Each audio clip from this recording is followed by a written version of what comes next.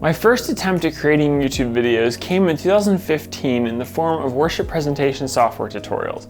My church had purchased Easy Worship and I was eager to help people with all the things I was learning about Easy Worship and church tech. I have learned a lot since those days and now ProPresenter is my presentation software of choice. But is it also the best solution for your church? In this video, we're going to look at the 7 key features that separate ProPresenter from other presentation software. Hi, I'm Nathan from Ohio and welcome to Crazy Amazing Designs on YouTube.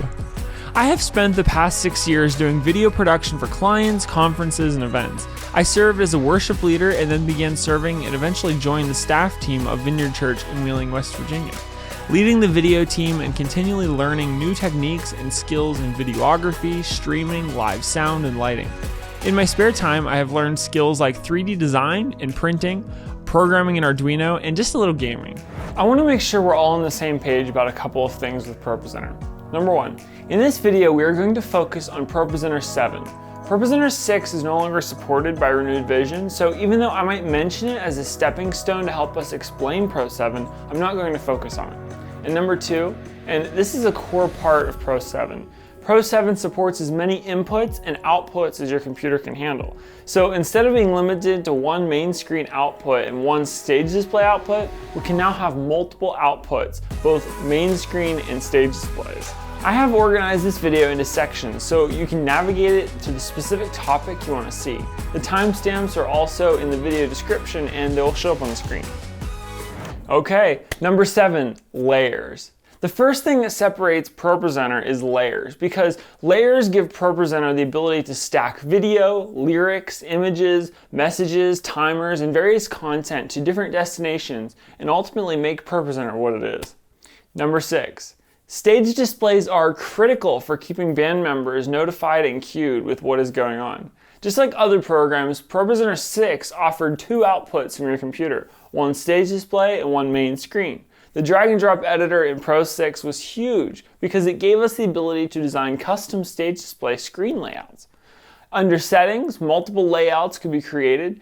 Then with slide actions, which is a feature that trumps all the rest in ProPresenter. Okay, I'm getting ahead of myself, but don't worry, we're going to talk about that in just a few minutes.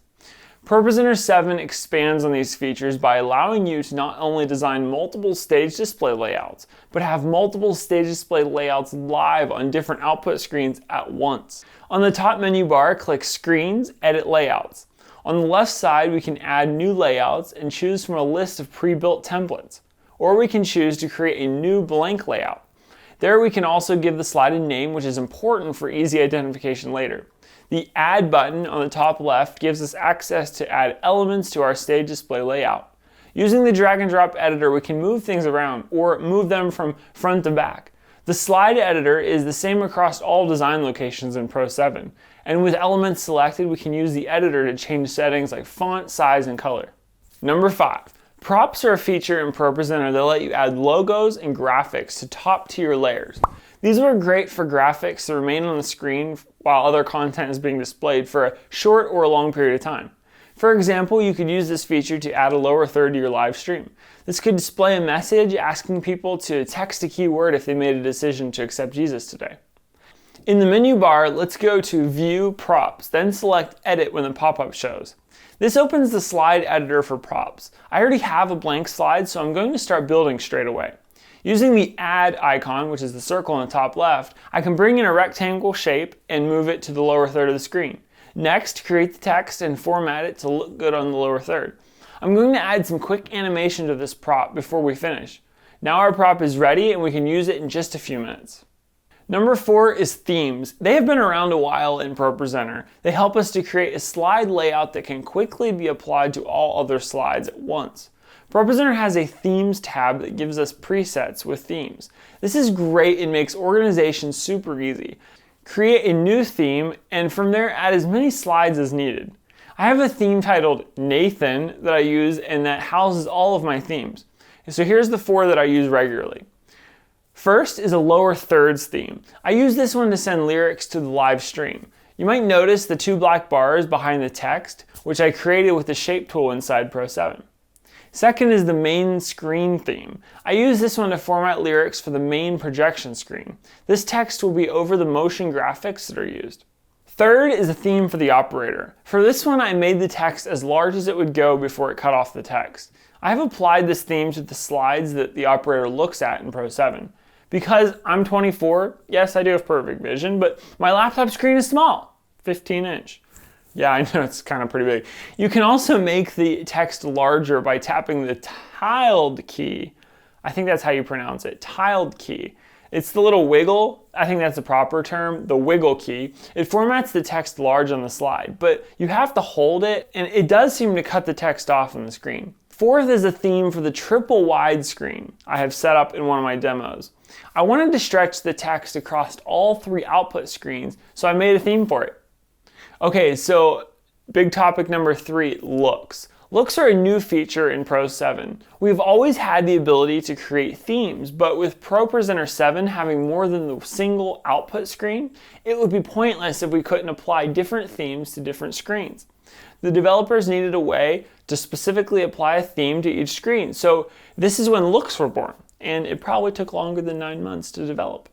With one click, we can change the layout of all our screens, change each screen theme, as well as what content goes to each output.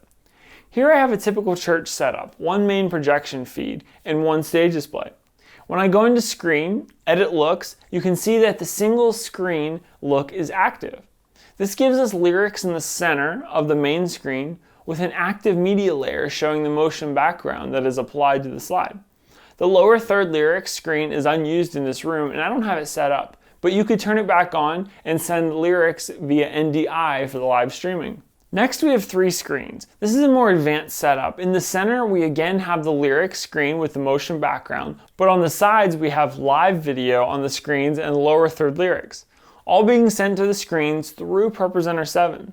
The video source is a worship recording I did when I was on the staff team at Vineyard Church during COVID-19. This version doesn't have lyrics rendered into it. The live video is coming into my computer from ProPresenter running on another computer using the Ultra Studio Mini Recorder. Having 3 screens is cool, but having 3 screens edge blended together is even cooler, right? Okay, triple wide screens are something that people do. Usually people with this setup might put live video on the sides and lyrics in the middle, or lyrics on the sides and the motion background stretched across all 3 screens. For this one, I set up lyrics to stretch across the multiple screens. It's simple and gets the point across. I have another demo where we mounted 3 stage display screens to the back wall and are sending different feeds to each TV from one Pro 7 machine. This demo is in my video all about using stage displays in church, specifically powered by ProPresenter 7. If you want to see it, go check out that video. Well, we're getting down to it. Number 2 is configurable timers. ProPresenter handles timers in a way that makes them very powerful across the tools in the program. In the menu bar, let's go to View Timers to open the Timers window. As you can see, there seems to be no limit to the number of timers that can be created. I created 100 before I realized there was no limit, and then I couldn't figure out how to delete them. Turns out you just have to right-click and hit delete. But with no batch delete feature, I haven't exactly been in a huge hurry to delete them. Timers are amazing because each of these timers can be utilized in different ways inside of ProPresenter. In Pro 7, you will usually use timers with stage displays, but they can also be applied to the main screen as a live stream countdown, for example. To apply timers to stage display layouts, go to Screens, Edit Layouts in the menu bar. On any slide, hit the Add circle in the top left, and from the drop-down, click Timers, and then the timer you want to use. On this slide I created, let's add the timer labeled pastor time, as well as the system clock so the pastor knows what time it is. Using the shape and text tools on the right side, you can change all the properties. Let's look at text, link text settings. In my case, I'm going to remove hours and then hundredths of a second, the time formats options. This will keep minutes and seconds on the screen for the countdown. Under the timer formatting, we can set up color triggers to change the text at a certain time. I'll set it to red when the countdown hits 0. Back to the timer setup window, if you don't set the timer to overrun, then it will just hit 0, turn red, and not move. I hope your imagination is starting to swell a little bit as we think about all the stuff that ProPresenter 7 can do, specifically timers, and how they can be utilized. For a conference or event that has a tighter schedule than most Sunday services, they are extremely useful for keeping things on schedule, showing hosts, pastors, and worship leaders how long they have remaining. In the past, when I was regularly leading worship, I sometimes set up timers that were triggered directly from Ableton Live or the iPad running tracks. These timers were used for specific sections of songs, showing me how long I had left to speak during the intro of a song before the first verse, or how long I had left to speak during a specific instrumental. It's always awkward when you stop speaking too soon because you think you're out of time and you actually have another 6 seconds that you then get to spend staring at the floor, waiting on that magical voice. Verse 1, 2, 3, 4. It's not really a timer, but ProPresenter 7 has a video countdown option that shows us how long is remaining in a video. I like to set up a stage display layout that shows a live view of the current slide as well as the video countdown. This way band members can see the video that's playing on the screen while knowing the remaining time of that video. Well, it all comes down to this. Slide actions are number one. And finally, we have arrived. Slide actions are what makes ProPresenter the powerful tool that it is. Right-click on any slide, select Add Action, and from here you can create an action to cue almost anything in ProPresenter. This is why they are so powerful, because actions can be pre-set up for songs and triggered by the operator or automatically by Ableton without them even knowing it. Let's take a look at all the things that can be triggered. So clear actions. Here we can create a cue to clear any specific layer in Pro 7. Audio, messages, props, announcements, slides, media, video. A great example is to make sure pre-service music has been stopped. You know, I'm sure some of you have experienced the worship song end and then you hear it gently in the background, the pre-service music still playing. This really ruins audio mix recordings. Media actions are great and each slide can have a new graphic or audio file linked to it. So media or audio bins can begin playing with a list of music on cue. I grew up at a church that used pre-recorded piano music for worship, and I used this feature to make it so that when the first slide was clicked, the music began to play, and then the operator could just click through the slides like normal. Audience looks are where the magic happens. With audience looks, you can trigger new looks from any slide. I saw a church that changed their entire stage from a contemporary to a traditional service in like 15 minutes every week. And this feature could be utilized by them to quickly change what is being sent to the different layouts. I set up Pro 7 at a church recently and we set up 2 looks for them. One for songs and the second for sermon slides. The main output is the same on both, but they have an NDI feed headed from Pro 7 to OBS so that lyrics can be embedded onto the stream as a lower third.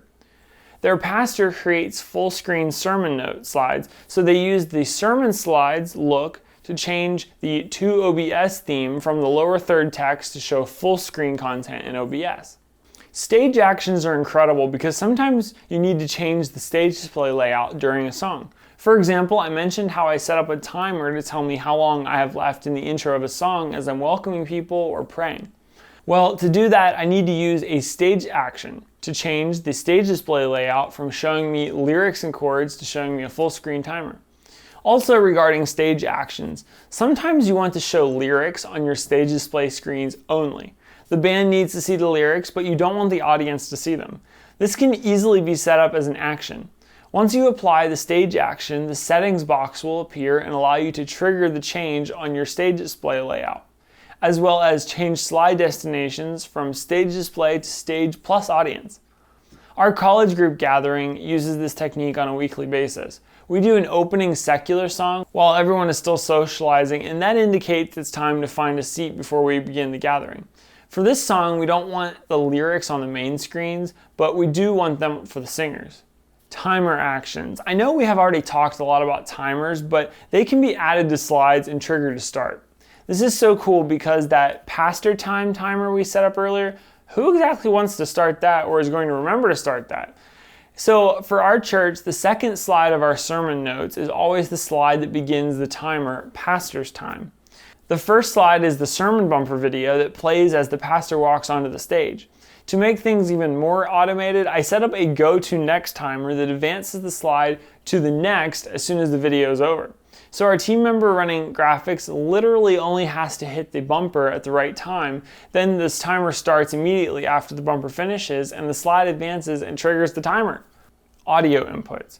In Pro 7, audio inputs can be triggered on or off from slides. I haven't used this feature much yet, but if you're using Pro 7 to live stream, then this is great for activating different audio sources coming in from different places automatically. If you don't know, ProPresenter can now live stream directly from inside the software and using Resi for super resilient streaming. Props can also be triggered. So if you want to have props added to the screen automatically at specific times, so let's say it will come in during slide 6 and leave during slide 9 of our closing song. Messages, those are like smart communications in ProPresenter. Text can be set up, for example, will the parents of child number, please come to room number. The fields for child number and room number can be submitted from children's volunteers through a web page remotely, or inserted inside a ProPresenter. Slides can be set up to be triggered based on specific MIDI notes. This might be useful for controlling slides based on notes hit on a MIDI controller, but usually you will want to trigger slides using a more global feature. Well, those are some of my new and old favorite features inside of ProPresenter that I think make it stand out from other presentation software.